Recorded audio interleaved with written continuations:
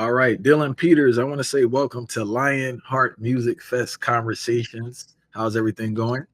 I was going excellent. So excited. I'm glad to hear, man. So, before we start, right, I see online you've been doing a lot of one drop hip hop uh, fusions there, right? Um, Yeah. can you tell me where did this idea come from? So it's funny. I work, as you can see, I work in Logic Pro, and they came out with their stem splitter. So I was messing around with it one day, sampling some different things because I love sampling, and I I, I really like that the golden age of hip hop from that like 91 to 94. And I listen to a lot of it, especially at work and in my headphones. And it does have that same kind of jazzy, bouncy feel that also reggae has. Um, and I was sitting there, and at the time I was listening to Snoop, and I heard that, and I'm like, I couldn't get it out of my head. I'm like, I picked up my guitar, figured out what key it was, and tried to comp some chords that made sense. The next thing you know, I went down a rabbit hole, and I was, you know, deep into just extracting his vocals and trying to throw like a one drop beat behind it, seeing what that worked out, and then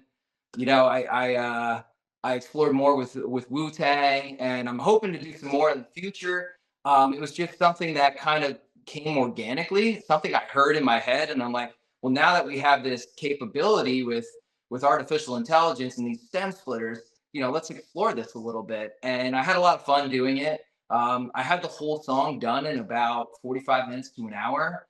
And then it was, the process of making the video, which is a lot longer. That one took me hours upon hours. But yeah, it was just something that I love both styles of music, and they kind of go hand in hand. And so it was something that just seemed like a natural fit. What sample have you found recently that really blew your mind? Like, yo, this is crazy. I never thought this was a sample. Um, there's so many. Well, I mean, just the fact when you go back and listen to any of the early hip hop, whether that's Cypress Hill or even like Beastie Boys. I mean, that's like 100% samples. So you start listening to some of this stuff, and I'm really into Beck as well. So like listening to where he pulled, and there's this website whosampled.com. I'm sure you've been to it, and I love listening to a song and then being like, all right, I know that's a sample. Where did it come from? And then you go to like Sublime's page, and you find, because Brad was huge into sampling, and you find like, oh my gosh, there's like 10 samples. Bradley, one of the things, to answer your question, in doing time, the place to be after the refrain there, that's actually Beastie Boys. So like I think it's Slow and Low. And so they take that sample and they throw it in the back, and you're like, that's just a small part of that song, but Bradley thought it was important enough to keep in there. So I find stuff like that absolutely fascinating. From stuff where you hear something and you're like, that's not Bradley singing. That has to be a sample, and then you do some research and you're like, he's pulling from something that at the time was only 6, 7 years old. So he was sampling stuff that wasn't from 25, 30 years ago at the time. He was sampling something that's somewhat fresh. So I find that really interesting. All right, cool, man. Also, so you'll be performing at Lionheart Music Fest this August, right? Um, Yes. how exciting is that for you? Also, what has been the response from friends and family when you told them you'll be performing at a festival?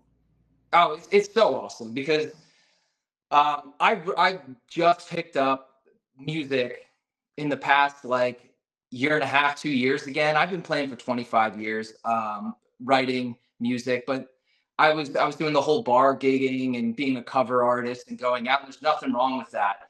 I just got myself burnt out, and so it was the last couple of years I started really getting more serious about songwriting, producing, and mixing my own stuff, and taking it to the next level. And it all stemmed back about a year and a half, 2 years ago. I was able and fortunate enough to open up for Joe Samba. And that's when that fire lit. And I started saying, man, I want to get back into this, but I want to get back into it the right way. And with that, I made the connection with Rich. And it's been awesome because my dream has always been to play things like festivals. and stuff where I can showcase my songwriting. So, and to be at a festival that is going to be just so amazing. It's such an awesome environment, but also the list. I mean, the performers that are going to be there, the artists that are going to be there, it's phenomenal. So I'm so excited.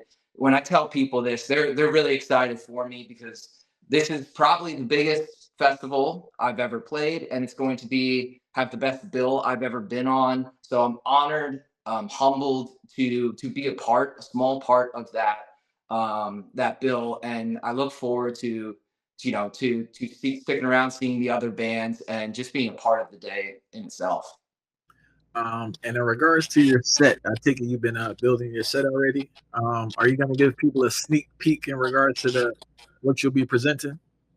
Yeah, so I do have. I'm hopeful that on my album, that my first album in probably 25 years, 20 years, is hopefully going to be coming out in September. And so I'm going to be playing a bunch of tunes from that. I'm hoping the song in the back called Feeling Nothing, I'm hoping to have that one out within the next couple of weeks as the first single release. So it's going to be, to give you a preview of what it is, it really is. It's not straight ahead reggae. It's more of a fusion style. It's got some of that 90s hip hop in there. It's got some of that 90s alt rock too. The Citizen King, Beck, Better Than Ezra, Eels, Soul Coughing, like those kind of influences on me. And I've also heavily influenced by John Mayer, Jason Mraz, G Love, and of course, Slightly Stupid and Stick Figure and Little Stranger. So I've got a wide range of influences, and I will be throwing in a couple 90s hip hop covers that I do um, regularly as well because they're just so fun. So my set is going to have a mixture of a lot of originals and some really really fun hip hop covers that'll get people moving, singing along, and give you that nostalgic feeling of like, man, this was a good time of music. This was when it was.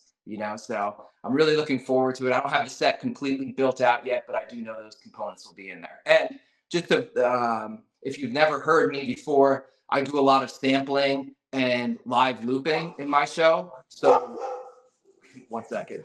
Hey, stop. Um, so I do a lot of live looping. So I'll have some boom bap beats going. I'll have some heavy sub bass.